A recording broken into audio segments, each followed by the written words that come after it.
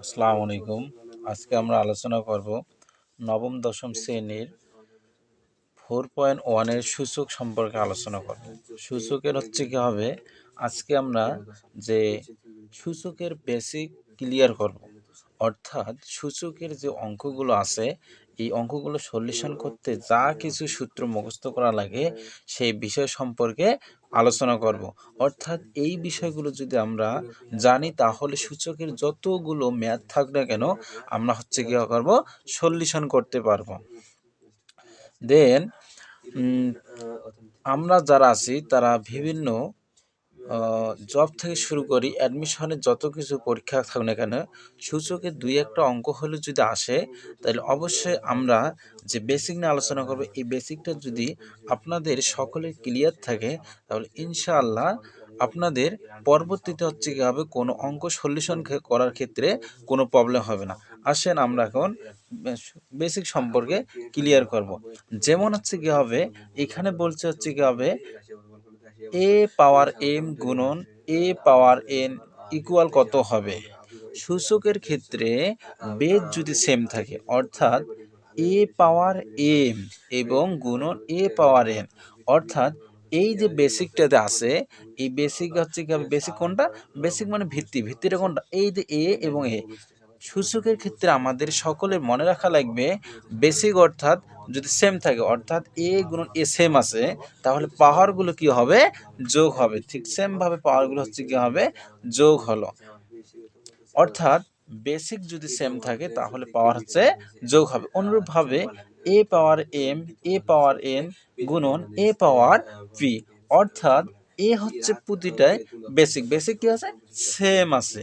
ঠিক সেম ভাবে বেসিক যদি সেম থাকে পাওয়ারগুলো কি হবে, যোগ হবে। এ বেসিক একটা ঠিক রাখলাম, বাকি পাওয়ার যেগুলো আছে সেগুলো হচ্ছে যোগ রাখলাম। 2 নাম্বার হচ্ছে কি হবে, এ পাওয়ার এম বাই হচ্ছে কি হবে এ পাওয়ার এন ইকুয়াল কি হবে, অর্থাৎ এই যে ভাগের ক্ষেত্রে যদি বেসিক সেম থাকে পাওয়ারগুলো কি করা লাগে, পাওয়ারগুলো হচ্ছে কি হবে, বিয়োগ করা লাগে। অর্থাৎ এ power M A power N equal কি হবে, ইকুয়াল হচ্ছে কি হবে এ পাওয়ার এম মাইনাস এন হবে। অর্থাৎ এইটা হচ্ছে ভাগের ক্ষেত্রে বেস যদি সেম থাকে, অর্থাৎ বেস হচ্ছে কি হবে এম, পাওয়ার হচ্ছে কি হবে এম, যে বেস হচ্ছে এ পাওয়ার হচ্ছে এম, ঠিক সেম ভাবে বেস হচ্ছে এ পাওয়ার হচ্ছে এন। অর্থাৎ বেস যদি সেম থাকে পাওয়ারগুলো কি হবে, যোগ হবে। যাহাই পাওয়ার তাহাই হচ্ছে কি হবে সূচক বা ঘাত হইলো। এখন ঠিক সেম ভাবে হচ্ছে কি হবে এ পাওয়ার এম মাইনাস এন হলো। এখন কখনো হচ্ছে কি হবে এ পাওয়ার এম মাইনাস এন হলে কি হবে, অর্থাৎ আমরা জানি বড় থেকে ছোটগুলো বিয়োগ করা লাগে। ঠিক সেম ভাবে হচ্ছে কি হবে যখন এম বড় হবে তখন সাধারণভাবে লেখা লাগবে এ পাওয়ার এম মাইনাস এন, অর্থাৎ বা যখন হচ্ছে এম গ্রেটার দেন এন, অর্থাৎ এম এর মানটা হচ্ছে এন এর চাইতে বড়। আর যখন 1/a পাওয়ার এন মাইনাস এম হবে তখন হচ্ছে এন এর মান এম এর চাইতে বড় হবে।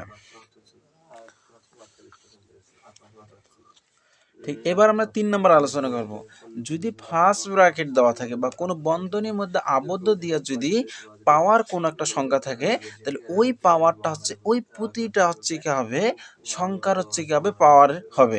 অর্থাৎ এ বি পাওয়ার দেওয়া আছে এন ইকুয়াল হচ্ছে কি হবে এ পাওয়ার এন গুণন বি পাওয়ার এন হবে। ঠিক আছে, অর্থাৎ এই যে পাওয়ারটা আছে পাওয়ারটা প্রতিটা হচ্ছে কি হবে এই যে হচ্ছে বেস বা ভিত্তি যেটাই বলি না কেন এর প্রতিটার সাথে হবে, অর্থাৎ এ পাওয়ার এন গুণন বি পাওয়ার এন হবে। ঠিক সেম ভাবে হচ্ছে ব্র্যাকেট দিয়ে হচ্ছে এ বাই বি দেওয়া আছে।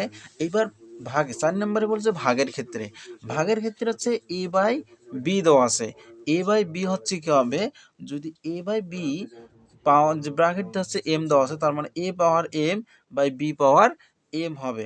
অর্থাৎ এমটা হচ্ছে কি প্রতিটা সংখ্যার সাথে আছে, কিন্তু এখানে এখানে কিন্তু হচ্ছে কি হবে এ বাই বি দুইটা কি আলাদা সংখ্যা, কিন্তু পাওয়ারটা আছে কি হবে একটা সেম। ওই সেম পাওয়ারটা প্রতিটা আলাদা সংখ্যার সাথে হবে। ঠিক আছে, এ power M B power M এর সাথে হবে। ঠিক, এটা ভাগ হলো, ভাগটাকে আবার এভাবে লেখা যায়, কিন্তু এ নট ইকুয়াল যে বি নট ইকুয়াল এ বা এ নট ইকুয়াল বি, অর্থাৎ দুইটার মান কখনো সমান হবে না।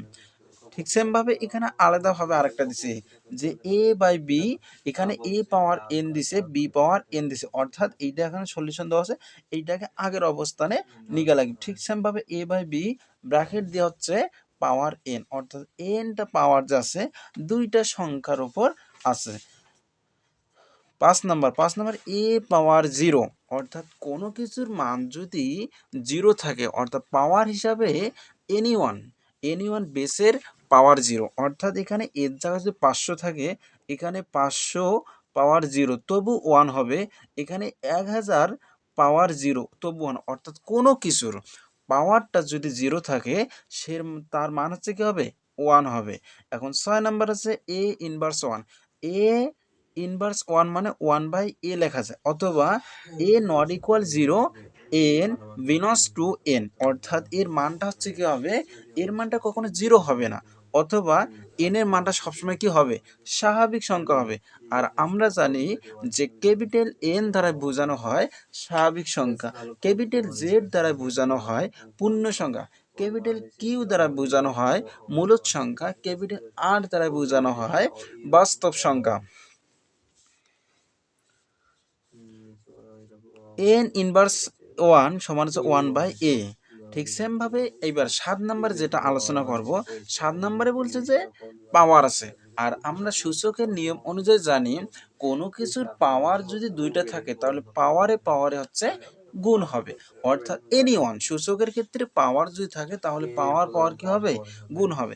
ঠিক সেম ভাবে এ পাওয়ার এম পাওয়ার এন ইকুয়াল হচ্ছে এ এম এন, অর্থাৎ পাওয়ার হচ্ছে কি আমি দুইটায় গুণ করে দিলাম। এইবার হচ্ছে কি হবে কোনো কিছুর বেস যদি আলাদা থাকে এবং পাওয়ার যদি সেম থাকে তাহলে কি লেখা আসবে, দুইটা বেসকে হচ্ছে কি হবে একসাথে গুণ করি, ফার্স্ট ব্র্যাকেট দিয়ে হচ্ছে কি হবে পাওয়ার এম দিতে পারি, কারণ ওইটাই পরবর্তীতে ভাঙিয়ে লিখলে ঠিক আগের অবস্থানে চলে আসবে। এইবার এন রুট ওভার এ আছে, এন রুট ওভার এন, তার মানে কি লেখা যায় এ ওয়ান বাই এন, অর্থাৎ এইটাকে যদি আমরা যদি রুট ওভার যদি টু থাকে তার মানে হচ্ছে কি হবে টু হাফ পাওয়ার হয়, কিন্তু অর্থাৎ আমাদেরকে মনে রাখা লাগবে রুট ওভার মানে পাওয়ার হাফ, রুট ওভার মানে পাওয়ার হাফ। আবার হচ্ছে এই রে N root over a power M, তাহলে এমটা হচ্ছে পাওয়ার আকারে থাকলে এনটা হচ্ছে ওয়ান বাই এন হবে। ঠিক সেম ভাবে লিখছি।